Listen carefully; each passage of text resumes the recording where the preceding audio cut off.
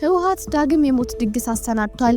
ከጦርነት አዋዜ መላቀቅ ያቃተው ህወሓት ተከዜ ከመሙላቱ በፊት ወልቃይትን ለመውረር ዝግጅቱን ማጠናቀቁ ነው የተሰማው።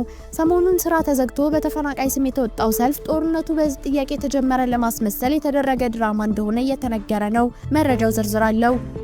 ኢሳያስ ያላሰቡት ገጠማቸው። ወደ አሰብ ፊቱን ያዞረው የኮሪደር ልማት። አሰብን በኮሪደር ልማት አለማታለው ሲሉ አብይ አህመድ ተናገሩ። ከ4 ኪሎ ስብሰባ በኋላ ያልተጠበቁ መረጃዎች መውጣታቸውን ቀጥለዋል።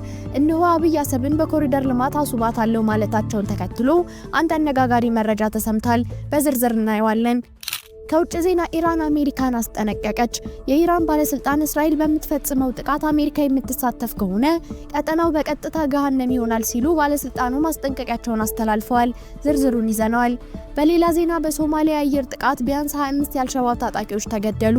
የሶማሊያ ጦር በታችኛው ጁባ ክልል በሚገኘው የታጣቂ ቡድን ቦታዎች ላይ በፈጸመው የአየር ድብደባ ቢያንስ 25 የአልሸባብ ታጣቂዎች መገደላቸውን የመከላከያ ሚኒስቴር አስታውቋል። እንመለስበታለን። ሰላም ውድ ቤተሰቦች እንደምን አላችሁ? የዜና ላፍታ ነው። ቪዲዮውን ላይክ በማድረግ ይጀምሩ እያልን ወደ ዝርዝር ዜናዎቹ እንለፍ።